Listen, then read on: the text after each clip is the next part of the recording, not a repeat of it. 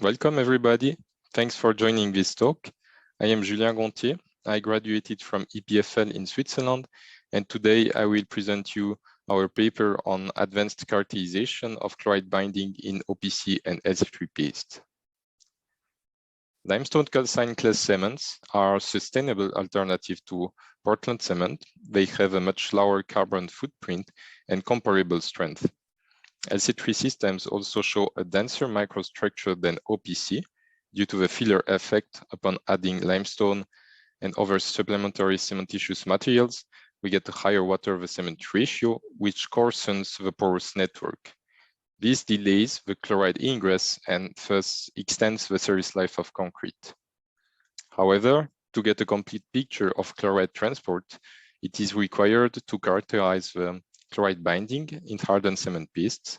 It was the purpose of this project to investigate the chemical and physical binding capacity of OPC and LC3 cement pastes using XRD, SCM, EDS, and the titration of acid and water-soluble chlorides.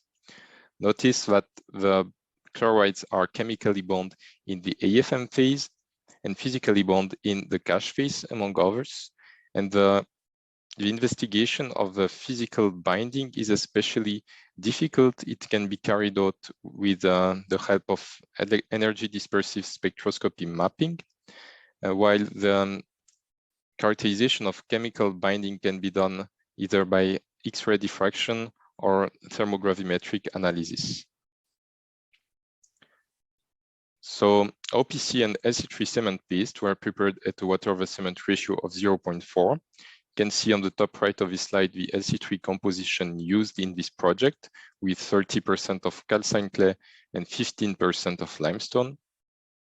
The cement paste were casted into small polypropylene cylinders for 24 hours. Afterwards, they were inserted in slightly larger container filled with a pore solution.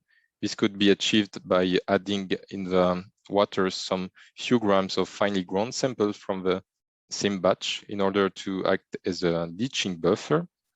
They were cured like this for 28 days in their own pore solution, and afterwards slices were cut off these cylinders and inserted into a sodium chloride solution of 0.5 molars, which corresponds to the concentration of seawater. This was done during about 80 days, this exposure to sodium chloride, and another batch was carried out at the same concentration of sodium chloride, but also adding 0.3 molar of sodium hydroxide in order to investigate the effect of the pH on the chloride binding. After these 80 days, one slice was investigated in XRD and SCM, and the other slice was broken into half. Half was dissolved into acid to assess on the acid-soluble chlorides content in the cement paste according to ASTM norm. And again, according to the norm for water-soluble chloride, the other half was dissolved into water. Then the chloride content could be assessed in the suspension using a silver nitrate titration. The phase assemblage in the cement paste was quantified by XRD coupled with Rietveld refinement, and the amount of chemically fixed chlorides in AFM could be assessed considering a solid solution between hemicarbonate and pure Friedel salt that you can see on the top right of this slide on the XRD pattern. Here is our solid solution, and using basal spacing analysis, extracting the positions of a peak and using lever rules, we could then extract the composition of the Friedel salt solid solution as well as the weight fractions in our cement paste. The same slice after XRD experiments was dried by solvent exchange and studied under the microscope.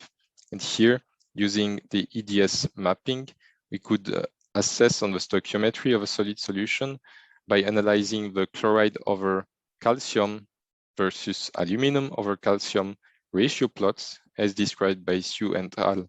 In their paper of 2019, taking the composition of cache and the point of solid solution, we could extract the stoichiometry of a solid solution by looking at the regression line.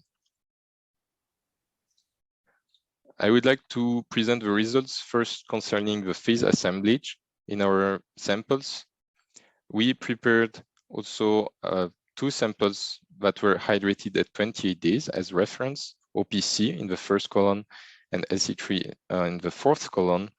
First, we noticed that upon exposure to a sodium chloride solution, we get further hydration for both systems. OPC, it's here we have less anhydrous phase after these 80 days of exposure. And this is less obvious in the LC3 system, of course. Due to the calcite in our systems, we observe AFM in the form of carboaluminates instead of monosulfoaluminates. And also in the LC3 system, the larger content of calcite led to more carboaluminates compared to OPC system. And this larger amount of, it's not calcite, it's alumina and carbonate released by the calcined clay and limestone.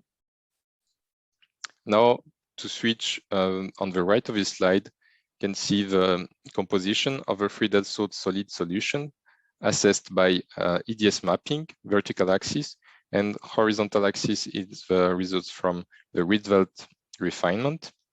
We see that overall we have a very good agreement between both methods on the stoichiometry of a solid solution. It follows well the diagonal line. We also notice that there is a higher fraction of chloride in AFM for the OPC systems compared to the LC3 systems at the same pH, despite the higher content of carboaluminates in our LC3 reference sample. So here the black points stand for the OPC system and the green point for the LC3, and it's obvious that OPC has more higher content of Friedel salt, pure Friedel salt in this solid solution. Since there is a lower amount of carboaluminates in our OPC, there is less AFM to bind, which eventually leads to a higher fraction of Friedel salts per AFM than in LC3 pastes. At the same time, the refined porosity in LC3 may limit significantly the chloride ingress in LC3 paste, restricting the amount of chlorides in contact with AFM. Also here, comparing the 2 different pH investigated, we see that at lower pH, we fix more chlorides into this AFM, with a greater effect for the LC3 system. And also at lower pH, we have eventually more, eventually at lower pH, we have more leaching of Portlandite, and this may expose more AFM phase to the pore solution. On this slide, I would like to compare the weight ratio obtained from all the methods used in this project to characterize the chloride binding. In the dark gray, we can see the acid-soluble chlorides, which correspond to the total fixed chlorides in the system. And in middle gray and light gray, the water-soluble chlorides and the chlorides chemically fixed in AFM determined by XRD and EDS.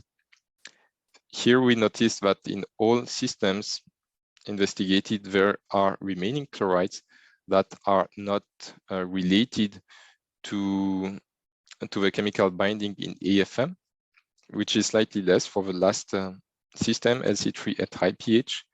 And these remaining chlorides may be fixed in other hydrates like cash and would thus not be water-soluble, although being physically fixed. So the water-soluble chlorides measurements would not detect them.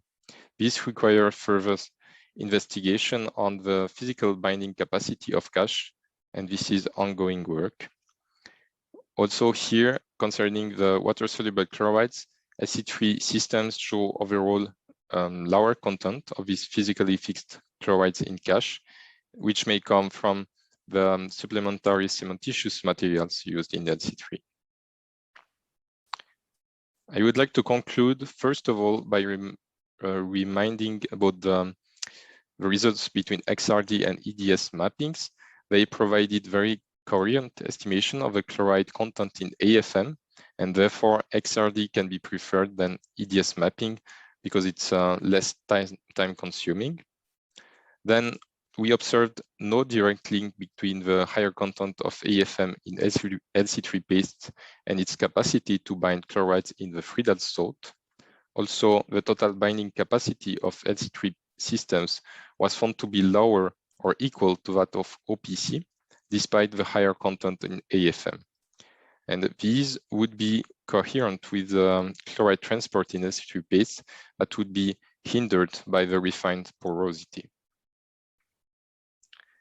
Thank you very much for listening.